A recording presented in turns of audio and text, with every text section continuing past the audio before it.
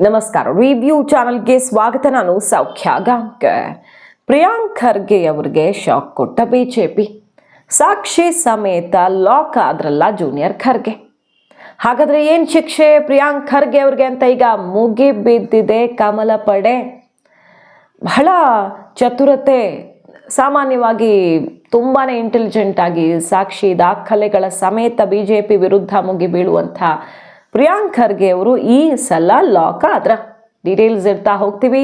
Miss ಮಾಡಿದ್ರೆ ನಮ್ಮ ಚಾನಲ್ನ ಸಬ್ಸ್ಕ್ರೈಬ್ ಮಾಡಿ, ನಿಮ್ಮ ಅಭಿಪ್ರಾಯ ಕಮೆಂಟ್ ಮಾಡಿ ತಿಳಿಸಿ. ವೀಕ್ಷಕರೇ, ಪ್ರಿಯಾಂಕ್ ಖರ್ಗೆ ಅವರು ಕರ್ನಾಟಕ ಕಾಂಗ್ರೆಸ್ಸಲ್ಲಿ ಇತ್ತೀಚಿನ ದಿನಗಳಲ್ಲಿ ತುಂಬಾ ಶೈನ್ ಆಗ್ತಿದ್ದಾರೆ, ಅದರಲ್ಲಿ ನೋ ಡೌಟ್. ಕಾಂಗ್ರೆಸ್ಸಲ್ಲಿ ಎಷ್ಟೆಲ್ಲ ಸೀನಿಯರ್ ಲೀಡರ್ಸ್ ಇದ್ರೂ ಕೂಡ ಸಂಘಟಕರು ಅಥವಾ ಎಲೆಕ್ಷನ್ ಮಾಸ್ಟರ್ಸು ಅಂತ ಸುಮಾರು ಜನ ಉತ್ತರ ಕರ್ನಾಟಕ ಭಾಗದ ಲೀಡರ್ಸ್ ಎಲ್ಲ ಗುರುತಿಸ್ಕೊಂಡಿರೋರು ಇದ್ದಾರೆ ಆಯಾ ಭಾಗದಲ್ಲಿ. ಹಾಗಿದ್ದೂ ಕೂಡ ಪ್ರಿಯಾಂಕ್ ಖರ್ಗೆ ಅವರು ಖರ್ಗೆ ಅವರ ಪುತ್ರ ಅನ್ನೋ ಮಾನದಂಡವನ್ನು ಮೀರಿ ಇತ್ತೀಚಿನ ವರ್ಷಗಳಲ್ಲಿ ಕಾಂಗ್ರೆಸ್ಸಲ್ಲಿ ಬೆಳೀತಿದ್ದಾರೆ. ಯಾಕಂದರೆ BJPಯನ್ನು ತರಾಟೆಗೆ ತಗೊಳ್ಳೋದು, ಪಕ್ಷದ ಸಿದ್ಧಾಂತದ ಬಗ್ಗೆ ಅವ್ರಿಗಿರೋ ಕ್ಲಾರಿಟಿ, ಹೈಕಮಾಂಡ್ ಮೆಚ್ಚುಗೆಗೆ ಪಾತ್ರ ಆಗಿದ್ದಾರೆ. ಮತ್ತು ಈ ವೋಟ್ ಚೋರಿ ಅಂತ ಬಂದಾಗ ರಾಜ್ಯ ನಾಯಕರು ಬೇರೆಯವರು ಎಷ್ಟು ರೆಸ್ಪಾನ್ಸ್ ಕೊಟ್ಟರೋ ಇಲ್ವೋ, ಪ್ರಿಯಾಂಕ್ ಖರ್ಗೆ ಅವರಂತೂ ಭರ್ಜರಿಯಾಗಿ BJP ವಿರುದ್ಧ ಮುಗಿಬಿದ್ರು. RSS ಮೋಹನ್ ಭಾಗವತ್ ಅವರೇ ಖುದ್ದಾಗಿ ಉತ್ತರ ಕೊಡಂಗಾಯ್ತಲ್ಲ. ಅವರು ಎತ್ತುಕೊಂಡ ವಿಷಯದಲ್ಲಿ ಗೆದ್ರೋ ಬಿಟ್ರೋ, ಕೋರ್ಟ್ ಚಾಟಿ ಬೀಸ್ತು, ಆಮೇಲೆ RSS ಪಥ ಸಂಚಲನ ಮಾಡೇ ತೋರಿಸ್ತು. ಆದರೆ ಸದ್ದು ಮಾಡಿದ್ರಲ್ವ RSS ಮುಖ್ಯಸ್ಥರು ಬಂದು ಉತ್ತರ ಕೊಡೋ ರೀತಿಯಲ್ಲಿ. ಸೊ ಒಂದು ಹಂತಕ್ಕೆ ಅವ್ರ ನರೇಟಿವ್ ಬಿಲ್ಡ್ ಮಾಡುವಲ್ಲಿ ಗೆದ್ದಂಗಾಯ್ತು. ಸೊ ಕಾಂಗ್ರೆಸ್ಸಲ್ಲಿ ಅವರು ಒಳ್ಳೆ ಲೀಡರ್ ಆಗಿ ಬೆಳೀತಿದ್ದಾರೆ. ಹಾಗಾಗಿ BJPಗೆ ಪ್ರಿಯಾಂಕ್ ಖರ್ಗೆ ಅವರು ಅಂದರೆ ಒಂಥರ ಮೈಯೆಲ್ಲ ಉರಿತಾ ಇರುತ್ತೆ, ಒಂದಲ್ಲ ಒಂದು ಡಾಕ್ಯುಮೆಂಟ್ ಹಿಡ್ಕೊಂಡು ಬರ್ತಾರಲ್ಲ ಅಂತ. ಈ ಸಲ ಲಾಕ್ ಆಗಿದ್ದಾರೆ ಪ್ರಿಯಾಂಕ್ ಖರ್ಗೆ ಅವರು. ಅವರ ಪೋಸ್ಟ್ ಮೂಲಕವೇ ತಪ್ಪು ಮಾಹಿತಿಯನ್ನು ಹಂಚಿಕೊಂಡಿರೋದು ಮತ್ತು ಅದನ್ನು ಒಪ್ಪಿಕೊಂಡಿರೋದು. ಈಗೇನು ಶಿಕ್ಷೆ?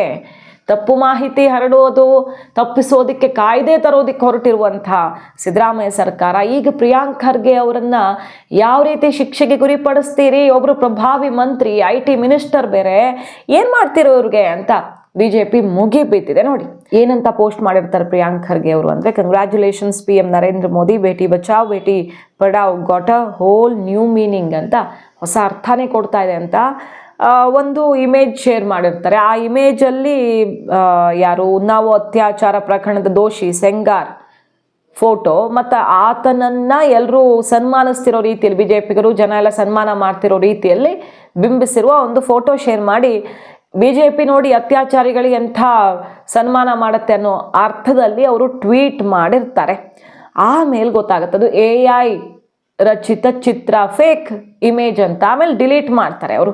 ಅಷ್ಟೊತ್ತಿಗೆ BJP ಅದನ್ನು ಶೇರ್ ಮಾಡಿ ಸರಿಯಾಗಿ ತರಾಟೆಗೆ ತಗೊಂಡಿದೆ. ನ್ಯಾಯಾಲಯವನ್ನು ಅಣಕು ಮಾಡ್ತಿದ್ದೀರಾ ನೀವು. ಇನ್ನೂ ಆ ವ್ಯಕ್ತಿ ರಿಲೀಸ್ ಆಗಿಲ್ಲ. ಶಿಕ್ಷೆಗೆ ಒಳಗಾಗಿರುವ ಅತ್ಯಾಚಾರಿ ಕುಲದೀಪ್ ಸಿಂಗ್ ಸೆಂಗಾರ್ ರಿಲೀಸೇ ಆಗಿಲ್ಲ. ಯಾಕಂದರೆ ಜಾಮೀನು ಸಿಕ್ಕಿರೋದು ಒಂದು ಕೇಸಲ್ಲಿ, ಇನ್ನೊಂದು ಕೇಸಲ್ಲಿ ಜಾಮೀನನ್ನು CBI, ಸಿಕ್ಕಿರೋ ಜಾಮೀನನ್ನು CBI ಸುಪ್ರೀಂ ಕೋರ್ಟಲ್ಲಿ ಪ್ರಶ್ನೆ ಮಾಡಿದೆ. ಆ ಬೆಳವಣಿಗೆ ಕೂಡ ಆಗಿದೆ. ಮತ್ತೊಂದು ಕಡೆ ಈ ತಂದೆ ಕೊಲೆ ಕೇಸ್ ಸಂಬಂಧಪಟ್ಟಂತೆ ಆ ವ್ಯಕ್ತಿಗಿನ್ನೂ ಜಾಮೀನು ಸಿಕ್ಕಿಲ್ಲ, ಒಂದು ಕೇಸಲ್ಲಿ ಮಾತ್ರ ಸಿಕ್ಕಿರೋದು. ಸೊ ಜೈಲಲ್ಲೇ ಇದ್ದಾನೆ ಆತ.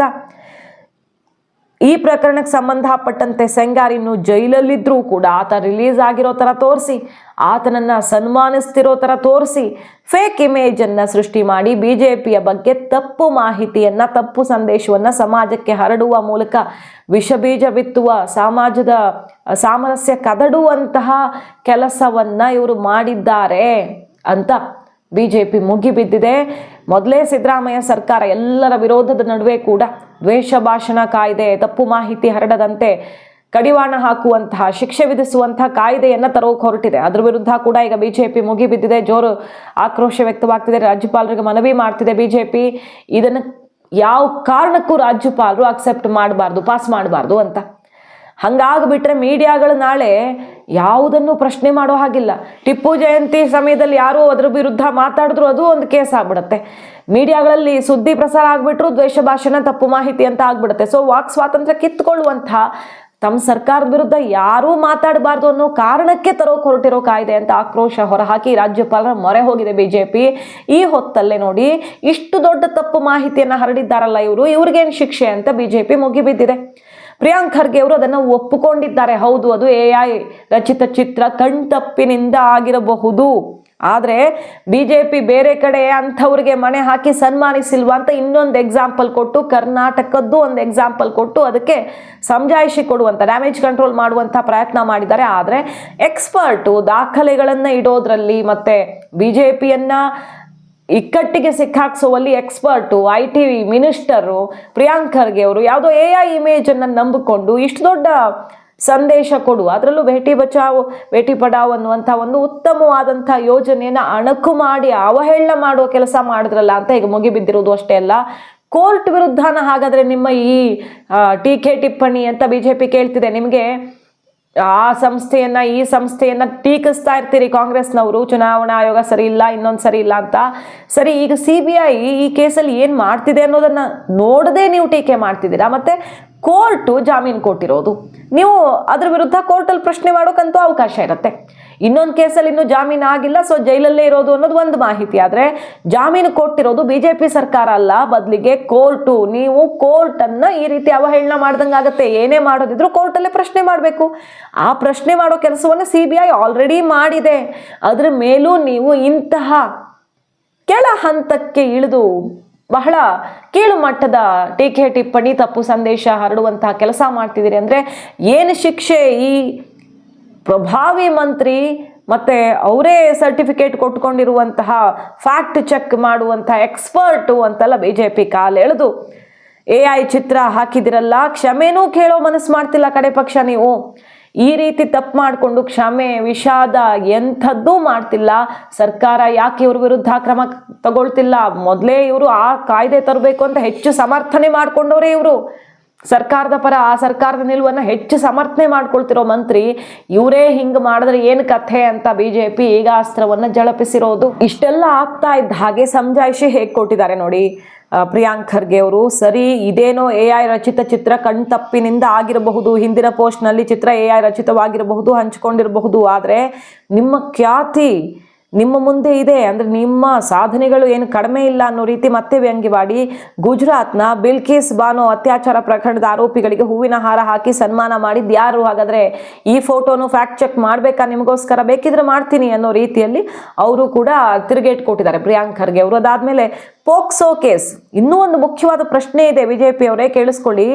BJP ಅಪರಾಧಿಗಳನ್ನು ಗೌರವಿಸೋದು, ರಕ್ಷಿಸೋದು ಮುಂದುವರಿತಾನೆ ಇದೆ. ಅದಕ್ಕೆ ಎಕ್ಸಾಂಪಲ್ ಕರ್ನಾಟಕದಲ್ಲಿ ಪೋಕ್ಸೋ ಆರೋಪಿಗಳ ವಿರುದ್ಧ ಇನ್ನೂ ಯಾಕೆ ಕ್ರಮ ಇಲ್ಲ? ಈ ನಾಯಕನನ್ನ ಇನ್ನೂ ನಿಮ್ಮ ಪಕ್ಷದ ಮಾರ್ಗದರ್ಶಿ ಬೆಳಕು ಅಂತ ಬಿಂಬಿಸಲಾಗ್ತಿದೆ, ಯಾಕೆ ಅಂತ ಕೇಳ್ತಿದ್ದಾರೆ. ಸೊ ಕರ್ನಾಟಕದಲ್ಲಿ ಪೋಕ್ಸೋ ಕೇಸು ಯಡಿಯೂರಪ್ಪನವ್ರ ವಿರುದ್ಧ, ಆ ಕೇಸ್ ಕೂಡ ಶಿಕ್ಷೆ ಕೊಡೋದು BJP ಕೊಡೋಕ್ಕಾಗಲ್ಲ. ಇನ್ಫ್ಯಾಕ್ಟ್ ಆಡಳಿತದಲ್ಲಿರೋದು ಕಾಂಗ್ರೆಸ್ ಸರ್ಕಾರ. ಇನ್ನೂ ಯಾಕೆ ಶಿಕ್ಷೆ ಇಲ್ಲ ಅಂದರೆ ಈಗ ಶಿಕ್ಷೆಯನ್ನು ಕೋರ್ಟ್ ಕೊಡಬೇಕಾಗತ್ತೆ, ತಪ್ಪು ಸರಿಯನ್ನು ನಿರ್ಧಾರ ಮಾಡಿ ಕೋರ್ಟಲ್ಲಿ ಇರೋದ್ರಿಂದ ಕೇಸು. ಸೊ ಈ ಕೇಸಲ್ಲೂ ಕೂಡ ಕೋರ್ಟ್ ತೀರ್ಮಾನ ಆಗುತ್ತೆ. ಮತ್ತು ಅಲ್ಲಿ UP ತಗೊಳ್ಳಿ, ಗುಜರಾತ್ ತಗೊಳ್ಳಿ, ಯಾವುದಾದ್ರೂ ತಗೊಳ್ಳಿ, ಅದು ಕೋರ್ಟ್ನ ತೀರ್ಮಾನ ಆಗುತ್ತೆ. ಪ್ರಶ್ನೆ ಮಾಡೋದಿದ್ರೆ ಅದಕ್ಕೆ ಅರ್ಜಿ ಹಾಕಿ ಅದನ್ನು ವಿರೋಧಿಸಿ ಸಾಕ್ಷಿಗಳನ್ನು ಇಟ್ಟು ಮಾಡೋದಕ್ಕೂ ಕೂಡ ಕಾನೂನು ವ್ಯವಸ್ಥೆಯಲ್ಲಿ ಅವಕಾಶ ಇರುವಾಗ ನೀವು ಯಾರನ್ನ ಅವಹೇಳನ ಮಾಡ್ತಿದ್ದೀರಿ? ಈಗ ನ್ಯಾಯಾಂಗ ವ್ಯವಸ್ಥೆಯನ್ನು ಅಂತ BJP ಮುಗಿಬಿದ್ದಿರೋದು ಪ್ರಿಯಾಂಕ್ ಖರ್ಗೆ ಅವರ ವಿರುದ್ಧ. ಅಷ್ಟೇ ಅಲ್ಲ, ನೀವು ಈಗ ಗೊತ್ತಾಗಿರ್ಬೇಕು ನಿಮಗೆ, ಈ ಕಣ್ತಪ್ಪಿನಿಂದ ಹಂಚಿಕೊಂಡಿರಬಹುದು ಅಂತ ಸಮರ್ಥನೆ ಕೊಡ್ತಿರಲ್ಲ. BJP ಏನು ಹೇಳ್ತು? ವಾಕ್ ಸ್ವಾತಂತ್ರ್ಯ ಕಿತ್ಕೊಂಡಂಗಾಗತ್ತೆ. ಸರಿ, ಯಾರೋ ಏನೋ ಹೇಳುವಾಗ ಒಂದೋ ಎರಡೋ ಮಿಸ್ಟೇಕ್ಸು ಆಗಿಬಿಡಬಹುದು ಒಂದ್ಸಲ, ಅದನ್ನು ತಿದ್ದುಕೊಳ್ಳೋದಕ್ಕೆ ಅವಕಾಶ ಇರುತ್ತೆ, ಕಡೆಗೆ ಕ್ಷಮೆನೋ ವಿಷಾದನೋ ವ್ಯಕ್ತಪಡಿಸೋದಕ್ಕಾದ್ರೂ ಅವಕಾಶ ಇರುತ್ತೆ. ಬಟ್ ಇಲ್ಲಿ ಈ ರೀತಿ ವೇಷಭಾಷಣ ಅಂತ ಕಂಡವ್ರ ಮೇಲೆ ಕೇಸ್ ಹಾಕಿದ್ರೆ ಅವರ ವಾಕ್ ಸ್ವಾತಂತ್ರ್ಯ ಸಂಪೂರ್ಣ ಹರಣ ಆಗುತ್ತೆ. ನಾಳೆ ಯಾವ ಸುದ್ದಿನೂ ಮೀಡಿಯಾಗಳು ಪ್ರಕಟಿಸೋ ಹಾಗೂ ಇಲ್ಲ ಅನ್ನೋ ಥರ ಮಾಡಿಬಿಟ್ರೆ ಏನದು ಅಂತ ನಾವು ಕೇಳಿದ್ವಿ. ಬಟ್ ಅದನ್ನು ನೀವು ಮಾತ್ರ ಇದುವರೆಗೆ ಸಿಕ್ಕಾಪಟ್ಟೆ ಸಮರ್ಥನೆ ಮಾಡ್ಕೊಳ್ತಾ ಇದ್ರಲ್ವಾ, ಅದಕ್ಕೆ ಕಿವಿನೂ ಕೊಡಲಿಲ್ಲ ನಾವು ಹೇಳೋದಕ್ಕೆ. ಈಗ ಸ್ವತಃ ಕಾಂಗ್ರೆಸ್ ನಾಯಕರು ಕಾನೂನು ಉಲ್ಲಂಘನೆ ಮಾಡಿದ್ದಾರಲ್ಲ ನೀವು ಹೇಳೋ ರೀತಿಯಲ್ಲಿ, ಅದನ್ನೇ ವಾಕ್ ಸ್ವಾತಂತ್ರ್ಯ ಅಂತ ಕರಿತೀರಾ ನೀವು ಅಂತ BJP ಈಗ ಮುಗಿಬಿದ್ದಿದೆ. ಹಾಗೆ ಕಾಂಗ್ರೆಸ್ ಸರ್ಕಾರದ ದ್ವಂದ್ವ ನೀತಿ ಅಂದರೆ ಇದೇ ನೋಡಿ ಅಂತ ಕೂಡ ವಾಗ್ದಾಳಿ ನಡೆಸಿರೋದು. ಪ್ರಕರಣ ದಾಖಲಿಸೋದಕ್ಕೆ ಸರ್ಕಾರ, BJPಯವರು ಬೇರೆಯವರು ತಮ್ಮ ಟೀಕೆ ಮಾಡೋರ ವಿರುದ್ಧ ಆದರೆ ತುದಿಗಾಲಲ್ಲಿ ನಿಂತಿದೆ. ಕಾಂಗ್ರೆಸ್ ಸರ್ಕಾರದ ಪ್ರಭಾವಿ ಸಚಿವರು ಕಾಯ್ದೆಯನ್ನು ಉಲ್ಲಂಘನೆ ಮಾಡಿ ಇಷ್ಟು ದೊಡ್ಡ ತಪ್ಪು ಮಾಹಿತಿ, ಫೇಕ್ ಇಮೇಜನ್ನು ಹಂಚಿಕೊಂಡು ರವಾನಿಸಿದ್ದಾರಲ್ಲ, ಹಾಗಾದರೆ ಇವ್ರಿಗೂ ಅನ್ವಯ ಮಾಡಿ ಮೊದಲು ಇವರಿಂದನೇ ಶುರುವಾಗಲಿ ಅಂತ ಹೇಳ್ತಿರೋದು. ಕಾಂಗ್ರೆಸ್ ವಿರೋಧಿಗಳನ್ನು ಹಣಿಯೋದಕ್ಕೆ ಬಳಸ್ಕೊಳ್ಳೋದು ಬಿಟ್ಟು ಗೃಹ ಸಚಿವರಾದ ಡಾಕ್ಟರ್ ಜಿ ಪರಮೇಶ್ವರ್ ಅವರು ಪ್ರಿಯಾಂಕ್ ಖರ್ಗೆ ಅವ್ರ ಮೇಲೆ ಏನು ಆ್ಯಕ್ಷನ್ ತಗೊಳುತ್ತೆ ಇಲಾಖೆ ಅನ್ನೋದನ್ನು ಸ್ಪಷ್ಟಪಡಿಸ್ತಿರೋ ಇಲ್ವೋ ಅಂತ ಓಪನ್ ಚಾಲೆಂಜ್ ಹಾಕಿದ್ದಾರೆ. ಪ್ರಿಯಾಂಕ್ ಮತ್ತು BJP ನಡುವೆ ಮತ್ತೊಂದು ಸುತ್ತಿನ ಜಟಾಪಟಿ ಈಗ ತಾರಕಕ್ಕೇರಿದ್ದು, ಸಾಕ್ಷಿ ಸಮೇತ ಲಾಕ್ ಆದ್ರಲ್ಲ ಪ್ರಿಯಾಂಕ್ ಖರ್ಗೆ ಅಂತ ಆಡಿಕೊಳ್ತಿದೆ. ಮುಗಿಬಿದ್ದಿದೆ BJP. ಕಾನೂನು ಹೋರಾಟಕ್ಕೂ ಕೂಡ ಮುಂದಾದರೂ ಅಚ್ಚರಿ ಇಲ್ಲ. ಮಾಹಿತಿ ಇಷ್ಟ ಆಗಿದ್ರೆ ಮಿಸ್ ಮಾಡದೆ ನಮ್ಮ ಚಾನಲ್ನ ಸಬ್ಸ್ಕ್ರೈಬ್ ಮಾಡಿ, ನಿಮ್ಮ ಅಭಿಪ್ರಾಯ ಕಮೆಂಟ್ ಮಾಡಿ ತಿಳಿಸಿ. Thank you.